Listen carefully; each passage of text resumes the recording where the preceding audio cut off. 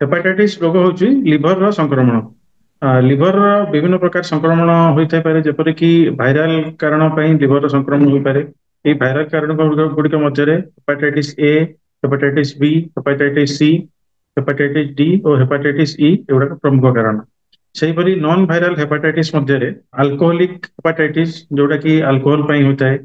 सेहीपरि drug induced hepatitis जोटा कि किसी प्रकार ड्रग्स किंबा मेडिसिन ता जो हेपाटाइटिस होता है। आउ गोटे हूँ ऑटोइम्यून हेपाटाइटिस जोटा कि एक ऑटोइम्यून कज जो होता है। हेपाटाइटिस ए आउ ई ये दुटा होती खाद्य जनित रोग। हेपाटाइटिस बी सी डी एगुड़ा होती रक्त किंबा अन्य बॉडी सिक्रेशन रे व्यापी थाए। हेपाटाइटिस ए आउ ई से मुख्यतः कौन चिकित्सा न कले भी आपे आपे भल हो जाए। किंतु ये हेपाटाइटिस बी जदि चिकित्सा करा न जाए एथुरु 5% रोगी क्रोनिक हेपाटाइटिस स्टेज को गति करते। क्रोनिक हेपाटाइटिस टी दीर्घ दिन लगी रहिले यह लिवर सिरोसिस एवं लिवर कैंसर कारण होता है। हेपाटाइटिस बी एक भाइरस जनित रोग जोटा कि हेपाटाइटिस बी भाइरस द्वारा व्यापी थाए। यही हेपाटाइटिस बी एक प्रमुख संक्रमण लिवर संक्रमण कारण। पाखापाखि पृथ्वीर 10 ରୁ 12% लोक यही हेपाटाइटिस बी द्वारा केवे ना केवे आक्रांत होता कि संक्रमित होता। किंतु वर्तमान यही रोगर चिकित्सा और वैक्सीनेशन स्टार्ट होला परे यार संक्रमण धीरे धीरे कमिबार लागिଛି। हेपाटाइटिस बी मुख्यतः दुईटी कारण जो व्यापी थाए। प्रथम है हॉराइजॉन्टल ट्रांसफर, द्वितीयटी है वर्टिकल ट्रांसफर। हॉराइजॉन्टल ट्रांसफर कौन हुए एटा गोटे मनुष्य आ गोटे मनुष्य को व्यापी थाए। यही ट्रांसफर कारण गुड़िक हूँ संक्रमित छुंची व्यवहार करवा किंबा संक्रमित रोगीर ब्लड ग्रहण करवा किंबा संक्रमित रोगी सहित सेक्सुअल रिलेशनशिप रखिबा किंबा संक्रमित रोगीर जेकोसी ब्लडी फ्लुइड कंटाक्ट रे आसिले यही रोग जनक आउ जनक पाखक व्यापी थाई पारे। सेमती वर्टिकल ट्रांसफर कज हूँ माँ पाखु छुआ पाखक ये रोग जाए गर्भावस्था जोटा कि वर्टिकल ट्रांसमिशन कहती। मुख्यतः एंडेमिक कंट्री जो कंट्री हेपाटाइटिस संक्रमण अधिक वर्टिकल ट्रांसमिशन हॉराइजॉन्टल ट्रांसमिशन को अधिक होता है।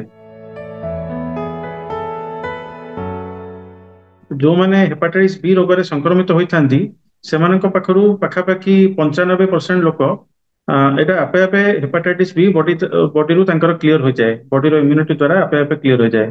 5% लोक क्रोनिक हेपाटाइटिस को प्रोग्रेस करती। हेपाटाइटिस संक्रमण होला परे कम लोक अक्यूट हेपाटाइटिस जमीती कि जॉन्डिस, आखि हलदिया हवा, हलदिया परिस्रा हवा, देह हाथ दरज हवा ये सब परिप्रकाश करते। किंतु मुख्यतः मेजोरिटी लोकों पाखे कौन लक्षण देखा जाए न से भितर किसी जन क्रोनिक हेपाटाइटिस को गति करता। हेपाटाइटिस बी दुई प्रकार लक्षण नहीं प्रेजेंट करता है। गोटे है फास्ट जो प्रारंभिक हेपाटाइटिस नहीं प्रेजेंट करें से समय रोगीर जॉन्डिस हुए, आखि हलदिया हुए, परिस्रा गाढ़ कलर हुए, बांती लगे, भोक नहबा एवं देह हाथ जर जर लगे एपरी प्रेजेंट करें। एवं किसी लोकंर आदौ कौन सिम्पटम देखा जाए न थाए से क्रोनिक हेपाटाइटिस फेज को स्थानांतरित होती। से क्रोनिक फेज रे किसी सिम्पटम देखा जाए न थाए मात्र यही हेपाटाइटिस बी भाइरस आक्रमण लिवर रे जारी रही है एवं लिवर कोष गुड़िक धीरे धीरे धीरे धीरे नष्ट होता है। अन्य कौन रोग रक्त परीक्षा कला बेले मुख्यतः ये हेपाटाइटिस रोगी मैंने डिटेक्ट होता जो मैंने हेपाटाइटिस बी पॉजिटिव था से प्रथमे आमे ट्रिटमेंट दरकार कि नहीं से जानापी केतोटी रक्त परीक्षा करिया पड़े एवं लिवर केतटा परीक्षा करिया पड़े। रोगी पाखे हेपाटाइटिस क्रोनिक फेज रे जो माने थांती से मध्यरु पाखापाखि अधा रोगी चिकित्सा दरकार न थाए एवं आउ अधा रोगी को चिकित्सा हेपाटाइटिस बी रो मेडिसिन खाइबा को पड़ी थाए। क्या चिकित्सा दिज्व से केतोटी रक्त परीक्षा कला गाइडलाइन अनुसार डिसाइड करा जाए से चिकित्सा पाइबा योग्य कि खाली ऑब्जर्व करा हेपाटाइटिस बी वर्तमान वैक्सीन उपलब्ध। एबे नेशनल वैक्सीन पॉलिसी रे सबु जन्म हला छुआ को हेपाटाइटिस बी रो वैक्सीन दिया जाउछि। वैक्सीन 3टी डोज रे नबाक पड़े। 3टी डोज वैक्सीनेटेड हो गले आउ तांको हेपाटाइटिस बी होबार संभावना न थाए। पाखापाखि जेते जन व्यक्ति हेपाटाइटिस बी रोग आक्रांत होती 1% लोक सिरोसिस किंबा लिवर कैंसर को गति करथांती। जदि जने लोक को हेपाटाइटिस बी परिवार वर्ग किंबा जो माने ता संस्पर्श अच्छा ସେମାନେ ସମସ୍ତେ ରକ୍ତ ପରୀକ୍ଷା କରିବା ଦରକାର ଏବଂ ଯୋଉମାନେ ହେପାଟାଇଟିସ୍ ବି ର ନେଗେଟିଭ ଥିବେ ସେମାନେ ଭ୍ୟାକ୍ସିନ ନେଲେ ତାଙ୍କ ପାଖରେ ଆଉ ହେପାଟାଇଟିସ୍ ହବାର ସମ୍ଭାବନା ନଥାଏ। ସେପରି ଯେତେବେଳେ ଏକ ଗର୍ଭସ୍ଥ ମା ହେପାଟାଇଟିସ୍ ରେ ପଜିଟିଭ ଥାଏ ସେତେବେଳେ ମଦର ଟୁ ଚାଇଲ୍ଡ ଟ୍ରାନ୍ସମିଶନ ବନ୍ଦ କରିବା ପାଇଁ ତାଙ୍କୁ ଗର୍ଭାବସ୍ଥାରେ ମେଡିସିନ ଦିଆଯାଏ ଏବଂ ଶିଶୁଟି ଜନ୍ମ ହେଲା ପରେ ପରେ ତାକୁ ସାଙ୍ଗେ ସାଙ୍ଗେ ଭ୍ୟାକ୍ସିନେଟ କରାଯାଏ।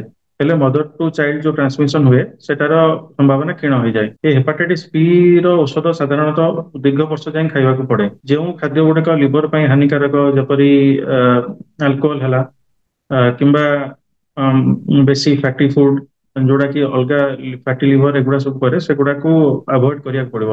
ସୁଷମ ଖାଦ୍ୟ, ଏକ୍ସରସାଇଜ ଏବଂ ଅଲଗା ଯେକୌଣସି ରୋଗ ଯେପରିକି ଡାଇବେଟିସ୍ ଏଗୁଡାକୁ ସବୁ କଣ୍ଟ୍ରୋଲକୁ ଆଣିବାକୁ ପଡିବ। ହେଲେ ଲିଭରର ଯୋଉ ପ୍ରୋଗ୍ରେସନ ଥାଏ, ଡ୍ୟାମେଜର ଯୋଉ ପ୍ରୋଗ୍ରେସନ ଥାଏ ସେଟା କଣ୍ଟ୍ରୋଲ ଭିତରେ ରହିବ। ବିଭିନ୍ନ ରୋଗର କାରଣ ଓ ନିରାକରଣ ସମ୍ପର୍କରେ ଡାକ୍ତରଙ୍କ ଠାରୁ ଜାଣିବା ପାଇଁ ସ୍ୱାସ୍ଥ୍ୟ ପ୍ଲସ୍ ଓଡ଼ିଆର ୟୁଟ୍ୟୁବ୍ ଚ୍ୟାନେଲ ସବସ୍କ୍ରାଇବ୍ କରନ୍ତୁ।